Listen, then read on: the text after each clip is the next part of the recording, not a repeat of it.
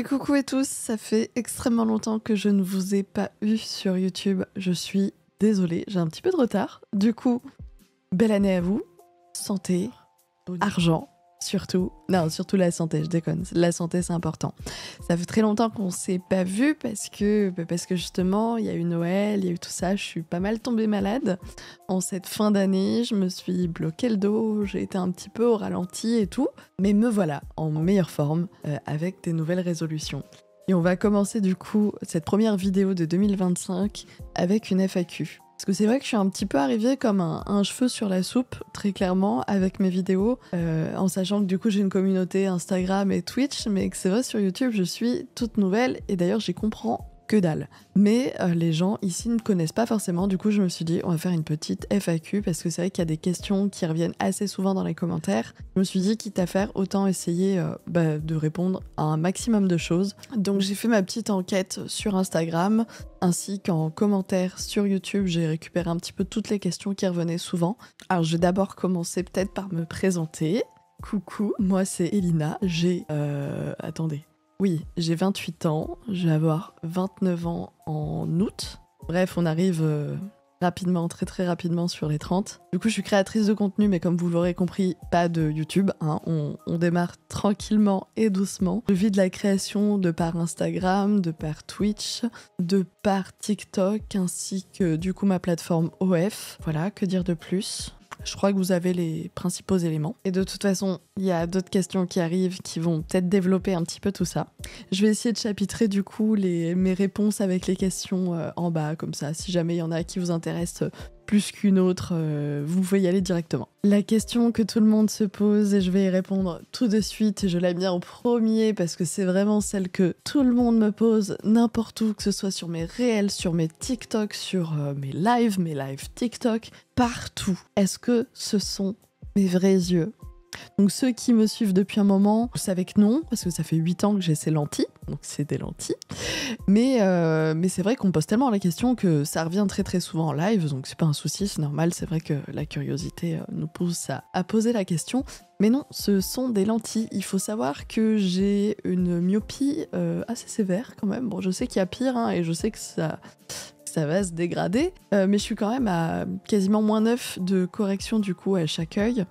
Et il y a quelques années de ça, quand j'ai commencé le cosplay, je mettais des lentilles qui étaient encore pas trop épaisses, donc elles me faisaient pas mal aux yeux. Plus le temps passait, plus je perdais en vision, et plus mes lentilles s'épaississaient. Donc les classiques, transparentes et tout, elles me faisaient extrêmement mal, et en fait, en faisant du cosplay, je me suis rendu compte qu'il y avait énormément de boutiques de lentilles qui faisaient des lentilles vachement plus souples, et qui avait quand même une correction assez importante. Parce que oui, on me pose souvent la question, les lentilles de couleur, même les lentilles qui font très fantasy, elles peuvent se trouver avec des corrections pour la myopie. Voilà, donc là j'ai des lentilles, alors je sais plus comment ça s'appelle parce que je vous dis ça fait 8 ans que je porte celle-là et je porte que celle-là. En plus elle me dure 3 mois donc c'est genre nickel, j'ai pas besoin de me poser la question.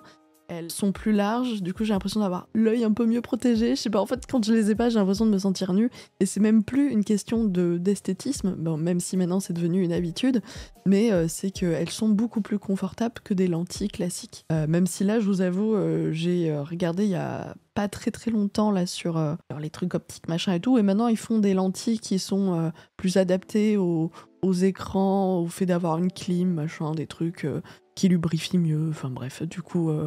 Je vais peut-être essayer un jour de revenir sur mes yeux normaux, parce que c'est vrai que même moi, au final, quand j'enlève mes lentilles, je ne me reconnais plus. Mais c'est tellement une habitude et c'est devenu vraiment un trait de caractère que je les porte. Je les porte tout le temps parce que déjà, sinon, je ne vois rien.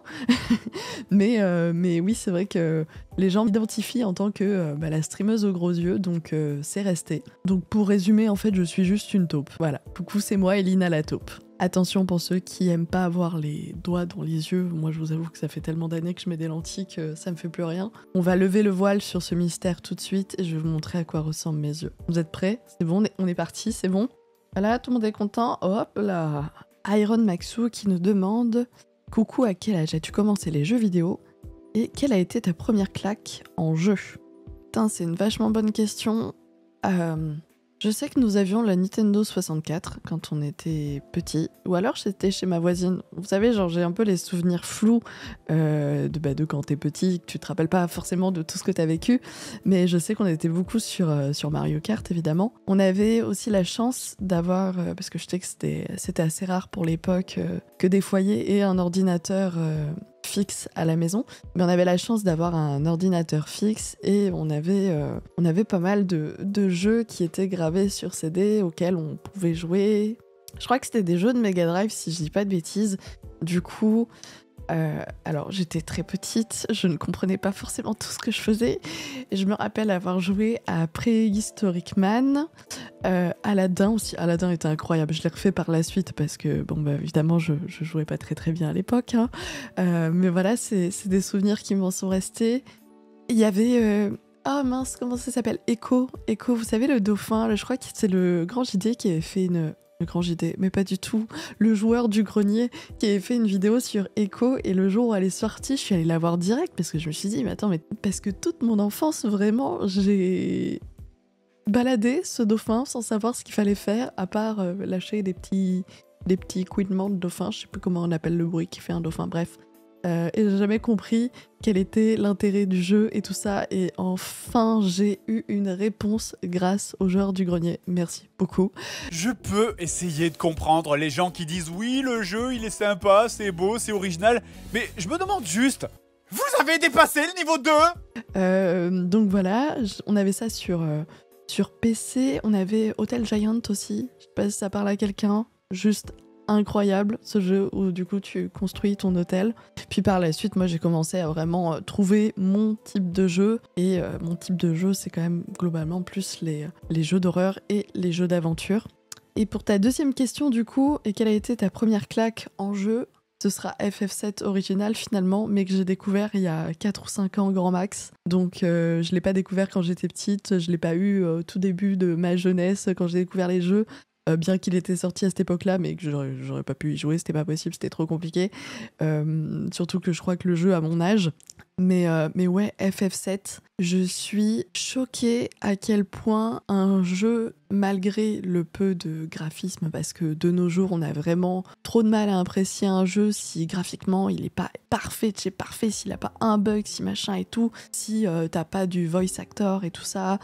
FF7, c'est des graphismes carrés, des petits bugs de temps en temps, des sauvegardes à faire très souvent, beaucoup de lecture finalement, mais une histoire tellement incroyable et des musiques tellement immersives que même si ton personnage ne parle pas avec sa voix et tout, tu sais, t'arrives pas à forcément lui mettre une personnalité, rien qu'avec ce que tu lis, l'histoire globalement, la musique qui va avec, en fait ça m'a créé des émotions auxquelles je m'attendais pas du tout, une sensation qui était juste incroyable et je me suis dit ah ouais, donc c'est vraiment ça le jeu vidéo, c'est t'as pas besoin de tout lisser, d'avoir vraiment quelqu'un qui parle à la place du personnage et tout ça, enfin vous voyez genre quelque chose de réel tel un film pour apprécier autant un jeu et c'est ça qui m'a choquée, c'est que c'est vraiment pour ma part un jeu rétro hein, et je l'ai mangé quoi, je l'ai refait 3 fois ou 4 et d'ailleurs j'ai commencé par FF8, par la suite quand FF7 remake est sorti je l'ai fait tout de suite, après on m'a dit ah non mais c'est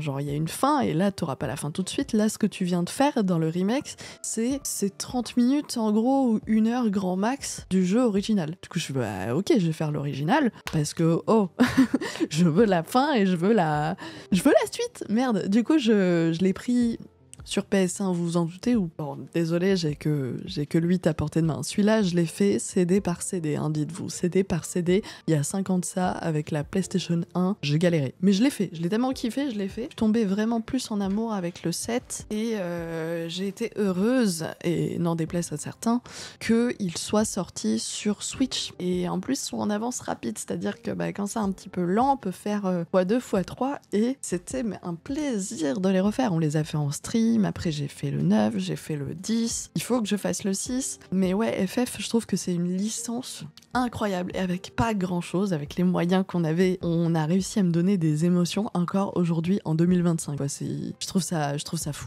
Qu'est-ce qui t'a fait commencer le streaming? Et la question qui pourrait être complémentaire, qu'est-ce que tu préfères dans le stream? Donc ça va faire quasiment 5 ans, je crois, que je stream. Nilix sera plus au courant que moi.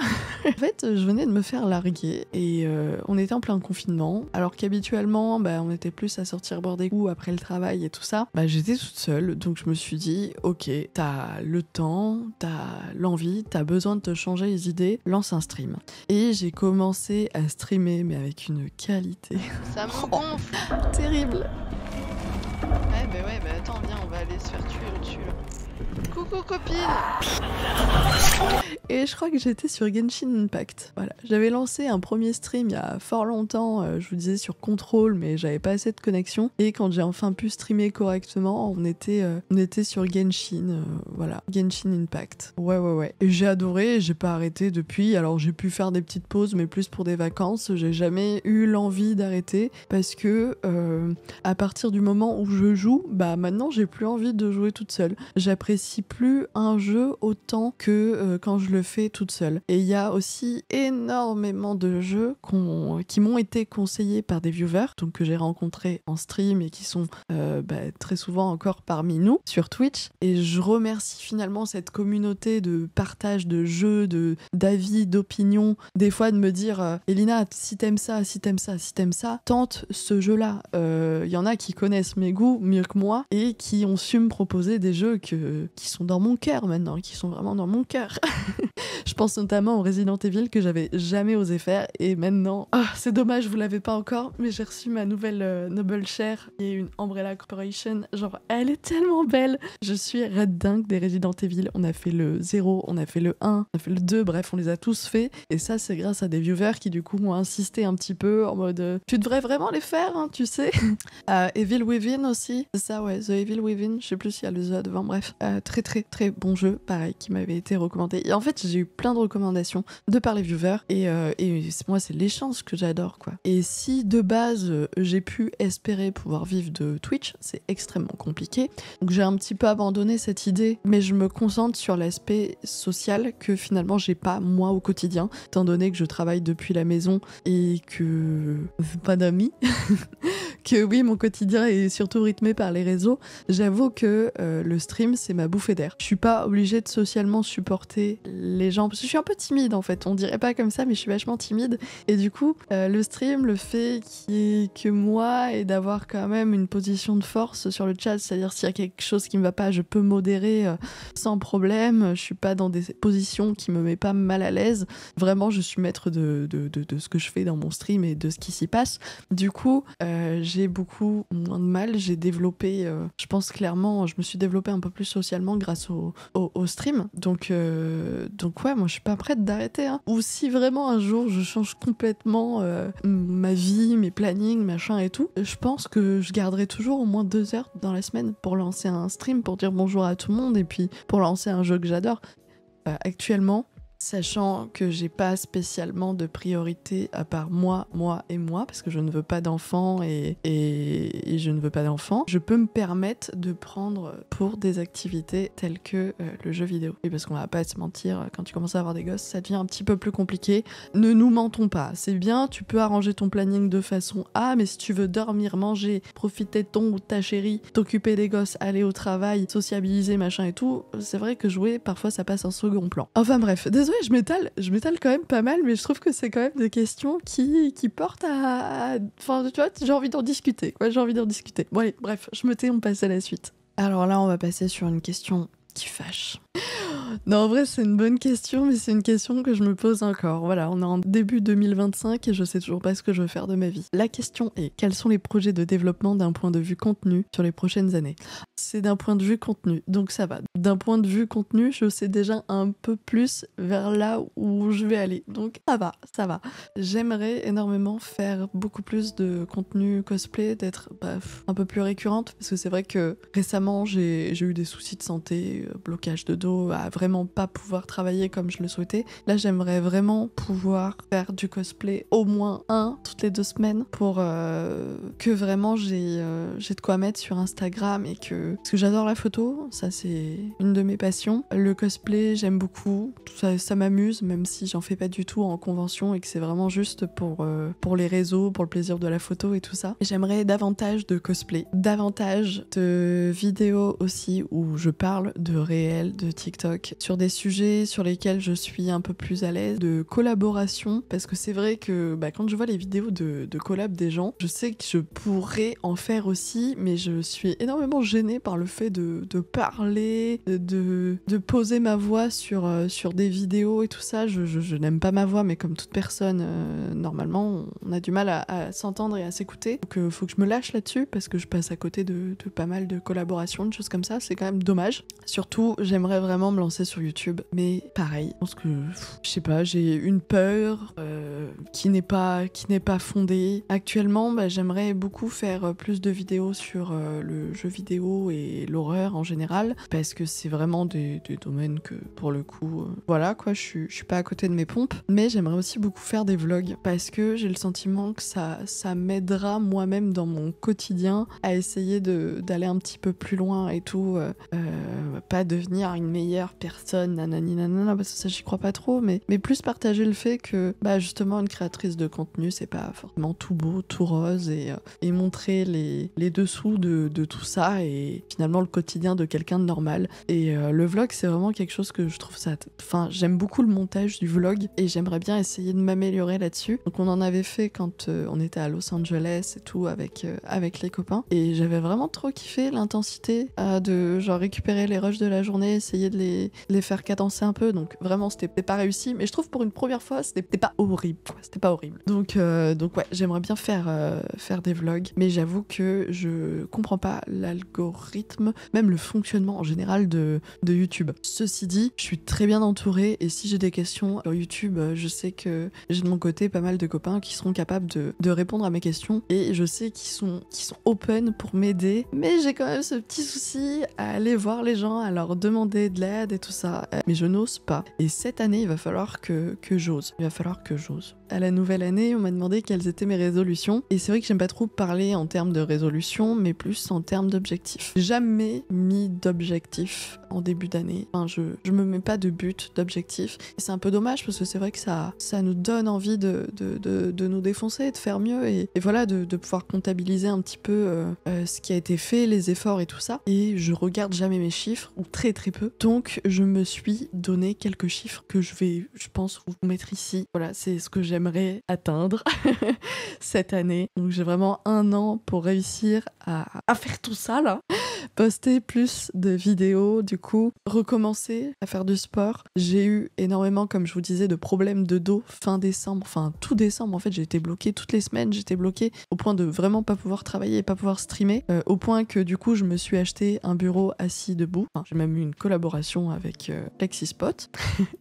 Je me suis acheté une nouvelle chaise de bureau qui n'est pas celle-ci, pour pouvoir justement en fait adapter mon espace de travail au fait d'être un peu plus active, et je vais à la salle de sport. Mais ouais, globalement c'est des objectifs et on va faire au mieux. Question je ne sais plus combien, on m'a demandé ce que je faisais avant de streamer. On m'a demandé mes études aussi, donc bon, je comprends la curiosité, donc c'est pour ça que je vais y répondre, mais je crois que c'était plutôt mal intentionné dans la question que j'ai eue. C'était plus en mode est-ce que t'es con ou pas? Le problème c'est que les études ça reflète pas forcément l'intelligence, hein, je tiens à le rappeler, mais soit, du coup parlons-en. Du coup bac S, mais moi du coup je faisais pas de la SVT parce que je détestais ça. Les sciences de l'ingénieur, voilà, donc c'est un bac S, sauf qu'à plutôt que faire de la SVT, tu fais globalement de la mécanique quoi.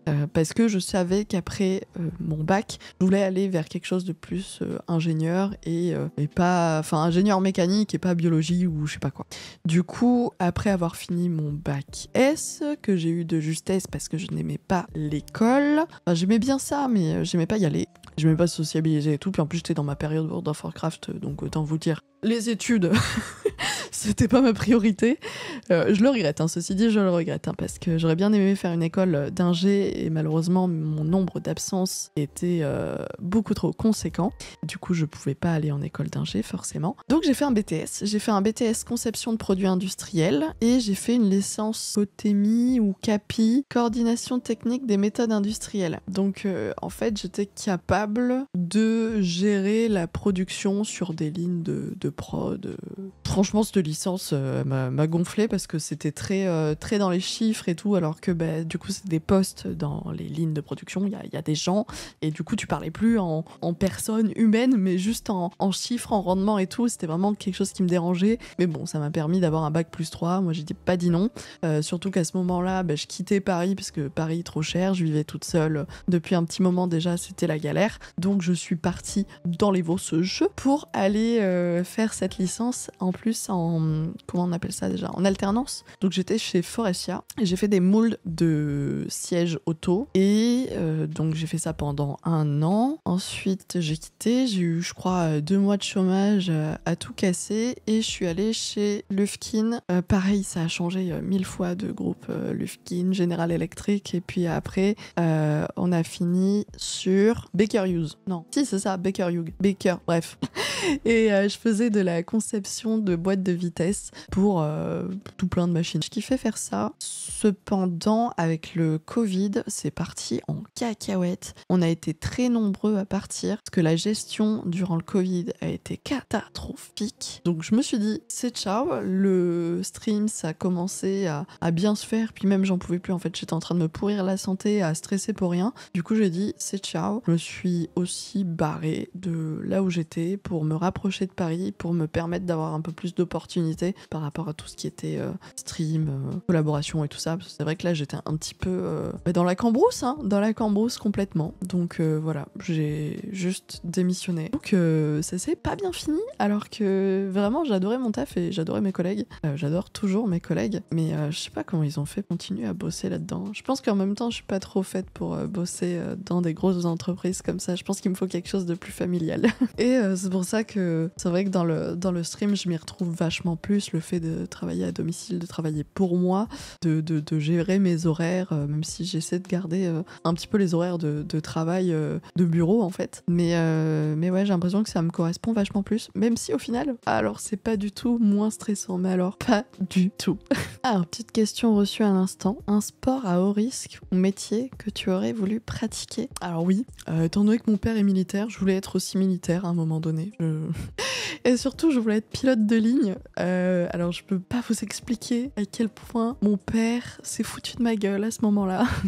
Parce que mes lunettes, je les ai depuis que je suis très petite. Enfin, ma mauvaise vue, ça fait très longtemps. Et je suis vraiment là, seule dans la famille, à avoir une vue aussi merdique. Mon père a rigolé. Bon, il m'a vite calmé. Il m'a dit, ça sera pas possible. Ça sera pas possible, Elina. Tu ne pourras jamais être pilote de ligne. Moi, vraiment, je voulais conduire des avions. Je trouvais ça incroyable. Il dit, avec ta vue, c'est hors de question. Jamais tu feras ça, jamais tu seras accepté. Du coup, je suis très très triste. Le sport, je suis pas spécialement sport. Donc, non.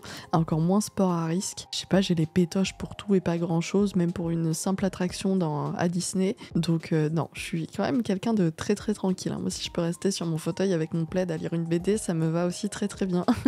On me demande ensuite quels sont les projets que j'ai hâte de faire. Les gars, j'ai pas de projet de vie. Allez, c'est tout pour moi. Ciao! Ah, ça c'est une bonne question. On m'a demandé de citer 10 jeux qu'il fallait selon moi faire absolument, peu importe, toute plateforme confondue. J'aurais dû y réfléchir avant, mais j'avoue que ça vient de tomber sur la FAQ que j'ai mis sur Instagram. 10 jeux, oh la vache. Je peux parler en termes de licence aussi, parce que je peux pas dire juste fais Resident Evil 2, tu vois, genre, non. Faites les Resident Evil, faites les Bioshock, oh les Bioshock, faites les Final Fantasy, faites les Life is Strange, les Evil Within, ça fait déjà pas mal en vrai là. Attendez, je cherche. Alice Madness Return, il est incroyable, voilà, pose ça là aussi. Les Silent Hill, si vous avez la possibilité de les faire, même si c'est un peu compliqué, parce que du coup, ils sont plus sur PlayStation 2 et très très peu sur PC. God of War, ils sont très très bons quand même. Ils sont très très très très bons. Ils valent le coup, Même si bon, Atrus, on en a un petit peu marre de lui. Quoi d'autre?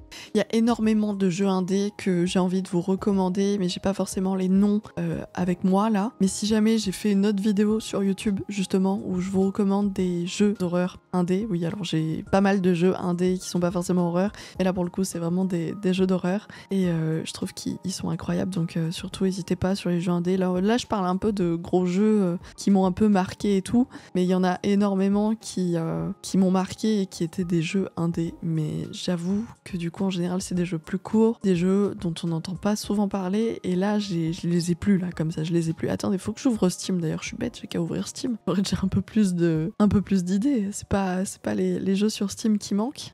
Mise à jour de Steam, comme par hasard, toujours au bon moment ça. Oui, mais encore. Très très long la mise à jour là. Vérification de l'installation. C'est bon là? On peut y aller? Mamma mia, c'est super long. Il suffisait de gueuler un petit peu et c'est bon, c'est ouvert. Les Spider-Man. Les Spider-Man sont très très bons, très bons. Ah, Until Dawn, ils sont... Enfin, je dis ils sont, parce que je pense un petit peu au Dark Picture et tout ça, mais c'est vrai que c'est des jeux quand même topissimes. Putain, là je suis en train de dépasser les 10, mais comment dire, World of Warcraft, c'est vachement bien aussi, World of Warcraft. Detroit Become Human aussi, très très bon, Detroit Become Human. Ah ouais, non, mais en fait, je peux pas m'arrêter à 10 jeux, c'est pas possible, il y a trop de bons jeux là. Il y a trop de bons jeux, les Amnesia, ils sont très très cool aussi. Hogwarts Legacy, bon, t'aimes ou t'aimes pas, mais évidemment, tu chies à l'arrêt de l'autre trou de cul là. Layer of Fear, oh non, vas-y, non, il y a trop de jeux. Je suis désolée, je peux pas répondre à cette question, honnêtement. Ou alors, faudrait que je le fasse par catégorie, à la rigueur. Allez, vas-y, si on doit résumer sur 3, je dirais les Final Fantasy, BioShock et les Resident Evil. C'est tout, j'arrête. On passe à la suite. Y a-t-il des créateurs avec qui tu aimerais faire des feats ? Non. Attends, je m'explique. Hein. J'ai énormément de créateurs que je suis et que j'adore, mais j'ai pas les compétences pour faire des feats avec eux. Ou alors, ce que je veux dire, c'est que sur Twitch, je suis quelqu'un qui joue beaucoup en solo, et du coup, j'ai pas de jeu qui se prête au multijoueur et tout ça. Je gère très mal le multijoueur en stream. J'ai pas de mate avec qui ça se passe.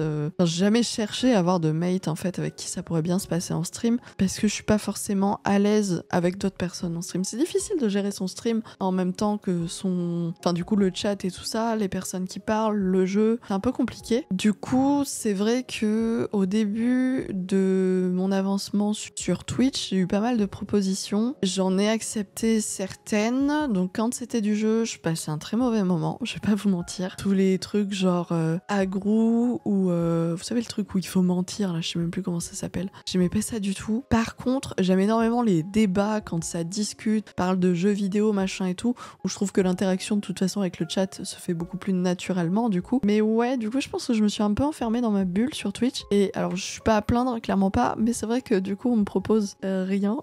Mais c'est pas grave, genre, c'est ok. Je suis bien, je fais mes jeux solo, je propose pas non plus, donc voilà. Après, j'ai peut-être dans l'idée envie de relancer une petite émission en invitant quelqu'un à la maison, mais je veux pas forcément trop en parler maintenant parce que tout se fait en ce moment, c'est-à-dire que je suis en train de refaire le bureau et tout ça, j'essaie de me créer un environnement de travail mieux, un environnement de travail dans lequel je me sens bien, donc j'ai pas encore réfléchi à tout ça, vraiment posé et tout, mais c'est quand même quelque chose que j'aimerais faire, c'est de pouvoir inviter une personne à faire un stream de temps en temps ici et qu'on parle de ses jeux préférés, de ses ambitions, de sa vie en général, bref, inviter des personnes qui auraient de quoi dire, quoi. J'aimerais bien faire plus de live IRL et tout ça pareil avec d'autres personnes, ce serait très très cool. Sinon sur YouTube je commence à peine, donc faire un feat avec quelqu'un, non, c'est même pas envisageable, non. Par contre, si Joyka me demande, je dis pas non. Écoutez, on sait jamais, on peut rêver. Non, j'aime énormément son humour, pourtant je suis pas très... je suis bon public, hein, mais c'est vrai que j'ai pas mal de mal avec les vidéos qui sortent ces derniers temps sur YouTube, tout ce qui est un peu humoristique et challenge et tout, ça m'ennuie un peu, mais alors Joyka, je sais pas, c'est toujours une bouffée d'air frais à chaque fois que tu regardes ses vidéos. Donc c'est très rigolo parce que d'un côté je regarde You Cream Sister, Max Skies et tout, donc des trucs assez affreux, et de l'autre côté je suis en mode allez, Joyka. J'adore vraiment. Alors, je viens de voir qu'il était quasiment midi, il est 11h55, ça fait déjà 1h30 que je papote. Je crois que ça fait déjà très très gros comme vidéo, donc je vais me stopper.